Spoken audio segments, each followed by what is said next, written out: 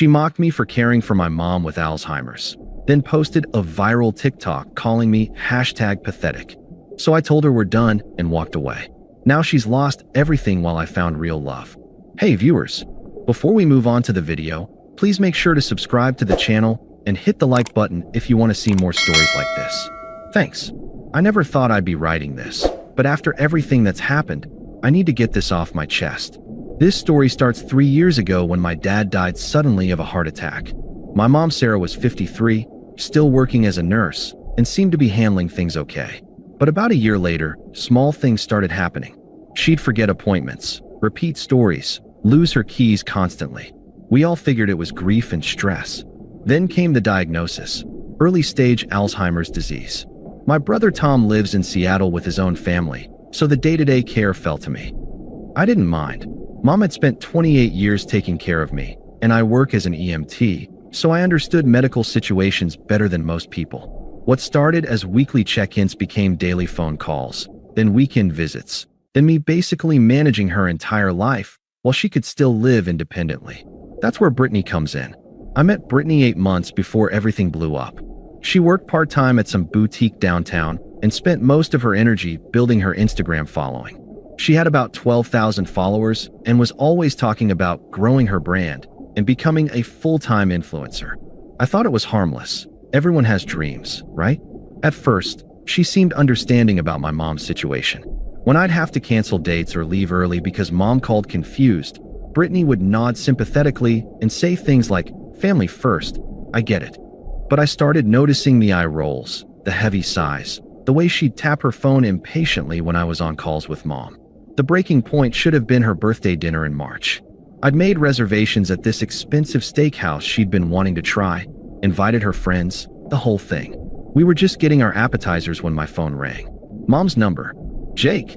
Her voice was shaky, scared. "There are people in my house. Strange people.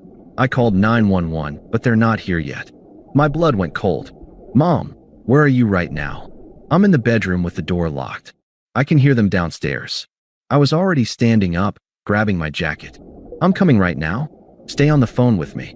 Brittany grabbed my arm. "Jake, it's my birthday. Can't your brother handle this?" "My brother lives in Seattle," I said, not breaking stride. "I have to go, but we just ordered." Her voice was getting loud enough that other diners were looking. "This is so embarrassing." I kissed her forehead quickly. "I'm sorry. I'll make it up to you, I promise." When I got to Mom's house, the police were already there. Turns out she'd been hearing the neighbor's TV through the walls and, in her confusion, thought strangers had broken in. The officers were kind, but I could see the look, the one that says, "This is going to get worse." Brittany didn't speak to me for 3 days after that. "I understand she's sick," she finally said when she came over that weekend. "But you're not her husband, Jake. You're supposed to be building a life with me." "She took care of me for 28 years, I replied. "I can handle a few years taking care of her." "A few years?" Brittany's voice went up an octave. "Jake, this could be decades. What about our future? What about kids? What about traveling?" I should have seen the red flags then, but I was too tired to fight. Between working 12-hour shifts as an EMT and managing Mom's care, I was running on empty. I started hiding things from Brittany, not telling her about the bad days, the times Mom forgot who I was, the moments when I'd sit in my car after visiting her and just cry. The Sunday that ruined everything was in early May. I'd been trying to get Brittany more involved, thinking if she understood the situation better, she'd be more supportive. So I invited her to Sunday dinner at Mom's house. Big mistake. Mom was having a particularly rough day. She kept asking where Dad was, calling me Richard, my father's name, and getting frustrated with simple tasks. When we arrived, she'd been trying to fold laundry for what looked like hours, and the living room was covered with unfolded clothes and her tears. "Hey Mom," I said gently, sitting beside her on the couch. "How about I help with this?" "I can't remember how," she whispered, and the defeat in her voice broke my heart. "I've been folding laundry for 40 years, and I can't remember how." I took her hands. "That's okay. We'll do it together."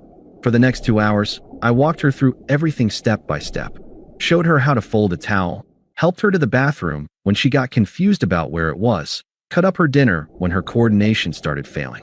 When she got agitated about Dad not being home, I sat and read her favorite book, Love You Forever, until she calmed down. Brittany was quiet through all of this, just sitting in the corner scrolling her phone. I thought she was finally seeing what we were dealing with, maybe gaining some understanding. I was so wrong. That night, she posted a TikTok that destroyed my life. The video was a compilation of clips she'd secretly filmed throughout the day. Me helping mom to the bathroom. Me patiently explaining what day it was for the third time. Me cutting up her food. Me reading that children's book in a gentle voice. Me refolding the laundry she'd messed up. The caption read, POV, your boyfriend cares more about his mommy than you skull #mamasbot #pathetic #red flags. She'd used trending audio about icks and turn-offs, with my face clearly visible in every clip. Within hours, it had thousands of views. By morning, it was viral. I found out from my partner Marcus, who showed me during our shift the next day. Dude, he said carefully, people at the hospital are talking about this video. Is this you? I watched my most vulnerable moments with my sick mother turn into internet comedy. The comments were brutal. Mama's boy alert, triangular flag, triangular flag, triangular flag. Run girl. He'll never prioritize you. This is actually concerning behavior. Imagine competing with his MOM for attention. But the worst part wasn't the strangers mocking me. It was seeing my mother's dignity violated. Her confusion, her tears, her struggles, all filmed secretly and broadcast for entertainment. I drove straight to Brittany's apartment. You filmed my mother, I said when she opened the door. I was shaking, trying to keep my voice level. You filmed her when she was confused and scared. I filmed you acting like a nurse instead of a boyfriend, she shot back. Do you know how embarrassing it is to tell people my boyfriend spends weekends babysitting? Babysitting. I couldn't believe what I was hearing. She has Alzheimer's, Brittany. She's losing her memory. And that's sad, but it's not my problem. You're 28, not 58. This isn't normal, Jake. Normal guys don't spend their Sundays feeding their mommy like she's a baby. You're right, I said quietly. It's not normal. Most people wouldn't film someone's medical crisis for TikTok clout. Oh please, don't be so dramatic. It's just social media. Just social media? I pulled out my phone, showing her the comments. These are real people making fun of a woman with dementia. You posted her worst moments for the world to see. She shrugged. Maybe if you acted like a man instead of a nursemaid, there wouldn't be anything to post. That's when I knew we were done. Not just the relationship. I was done with her entirely. Okay, I said. Okay, what? Okay, we're done here. I walked away and never spoke to her again. I blocked her on everything, phone, social media, email. I didn't argue, didn't try to get her to take down the videos, didn't defend myself. I just disappeared from her world completely. But the internet had other plans. Within 48 hours, the video had been reshared across platforms. But something interesting started happening. Healthcare workers began recognizing the situation and flooding the comments with outrage. This is elder abuse. Filming someone with dementia without consent. As a nurse, this makes me sick. This man is providing compassionate care. Imagine shaming someone for taking care of their sick parent. Alzheimer's advocacy groups picked up the story. Local news ran a segment about influencer shames EMT caring for mother with dementia without mentioning names, but everyone knew. Brittany tried calling me as the backlash grew. Jake, people are being really mean in the comments. Can you tell them to stop? I'd already blocked her number. She tried texting from different phones. This is getting out of hand. I didn't mean for it to go this far. I never responded. The karma was swift and brutal. Her boutique fired her within a week.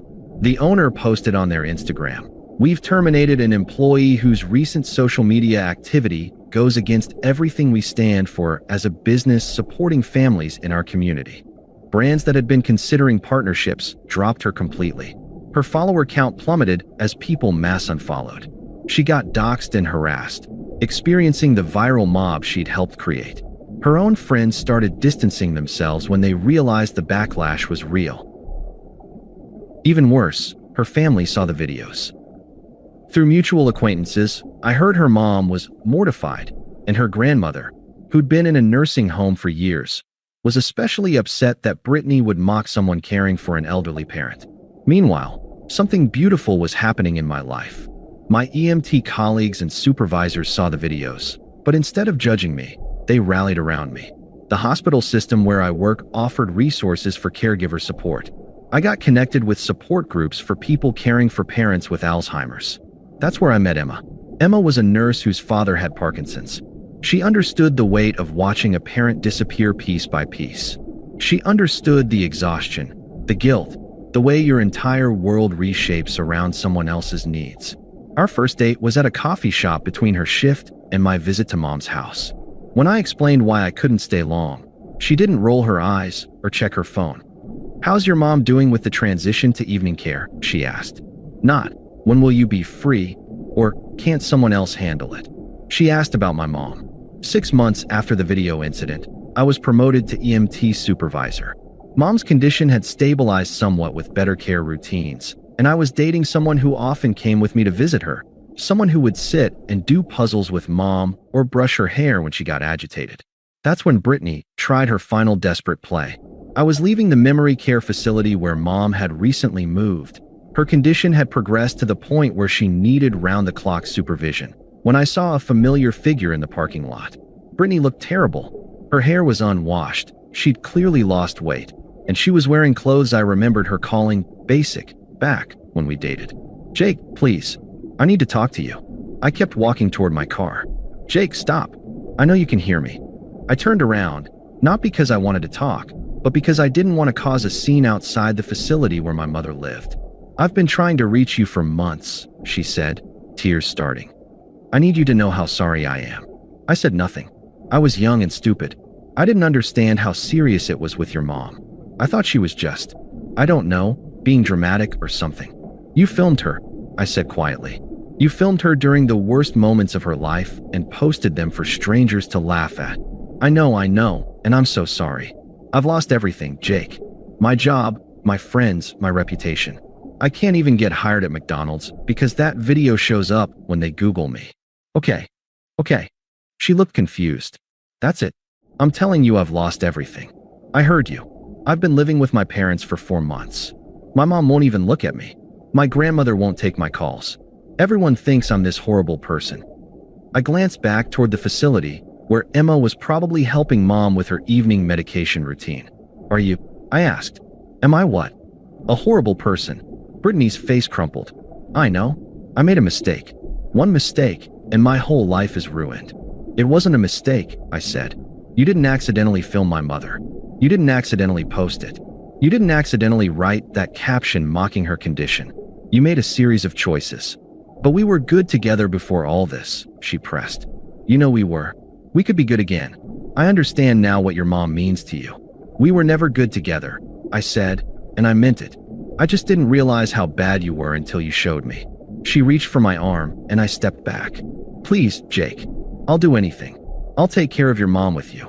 I'll learn how to help. I'll make it up to both of you." "My mom doesn't remember you," I said. "She doesn't remember most people anymore. But even if she did, I would never let you near her again. So that's it. You're just going to let me suffer forever for one stupid video. I'm not letting you do anything. I don't think about you at all." That was the truth. In the months since I'd blocked her, she'd become completely irrelevant to my life. I'd built something better, a career I was proud of, a relationship with someone who shared my values, a support system that understood what I was going through. Brittany started crying harder. "I see your posts sometimes, through friends' accounts. You look happy." "I am. With that nurse girl. Her name is Emma. And yes. Does she know about us? Does she know what you were like before? She knows I was with someone who didn't understand what love looks like," I said. "She knows I wasted 8 months with someone who thought compassion was weakness." I started walking toward my car again. "Jake, wait." I turned back one last time. "Brittany, I need you to understand something. What you did wasn't about social media, or being young, or making a mistake. You saw someone you claimed to love taking care of the most important person in his life, and your instinct was to mock it. That's who you are. People can change. Maybe, but I'll never know, because I'm never going to see you again." I got in my car and drove away. In my rearview mirror, I could see her standing in the parking lot, still crying. That was 6 months ago. I haven't heard from her since. Emma and I got engaged last month. She proposed to me, actually, on a Sunday afternoon while we were visiting Mom. Even though Mom doesn't always recognize us anymore, she smiled when she saw the ring and said Emma was lovely. We're planning a small wedding next spring. Tom is flying in from Seattle to be my best man. Mom might not understand what's happening, but she'll be there, and Emma insists on getting her a special dress for the occasion. Sometimes I think about that video and how it ended up being the best thing that ever happened to me. If Brittany hadn't shown me exactly who she was, I might have wasted years trying to build a life with someone who saw love as a competition instead of a choice. Emma doesn't just tolerate my commitment to Mom, she admires it. She brings flowers to our visits, helps Mom with her puzzles, and holds my hand during the hard moments when Mom forgets who I am entirely. Last week, one of the nurses at Mom's facility pulled me aside. "Your fiancé is special," she said. "We see a lot of family dynamics here, and most people struggle with the reality of this disease. But Emma treats your mother like she's precious. That's the difference." Brittany saw my love for my mother as an obstacle to overcome. Emma sees it as proof of who I am. Someone who keeps his promises, who shows up when things get hard, who understands that love isn't just a feeling, it's a commitment. As for Brittany, I heard through the grapevine that she eventually got some kind of job at a call center in another city. The video still follows her around. It's permanently attached to her name online. She deleted all her social media accounts, but screenshots live forever. I don't feel sorry for her. She made a choice to humiliate someone with a devastating illness, and she has to live with the consequences. The internet has a long memory for cruelty, especially when it's directed at the vulnerable. But I also don't think about her anymore. She's a cautionary tale from my past, a reminder of what happens when you confuse attention with love, likes with validation, and cruelty with content. Mom's condition is progressing. She has good days and bad days, and the good days are getting rarer. But she's surrounded by people who see her dignity even when she can't see it herself. Emma reads to her when I'm at work. The staff at her facility treats her with respect and kindness. Her world is small now, but it's filled with love. And I've learned that the people worth keeping in your life are the ones who don't see your love for others as competition. They see it as proof of your capacity to love them too. If you're reading this and you're caring for someone with Alzheimer's or any other condition that demands everything you have, know that the right person will never ask you to choose between them and your family. The right person will show up with you, not compete with your commitments. And if someone in your life treats your compassion as weakness, films your vulnerability for entertainment, or mocks your dedication to the people who need you most, let them walk away. Don't chase them. Don't defend yourself. Don't try to change their mind. Just let them go and trust that something better is coming. Because it is. Thanks for watching. Make sure to subscribe to the channel and hit the like button. What do you think about this story? Share it in the comments.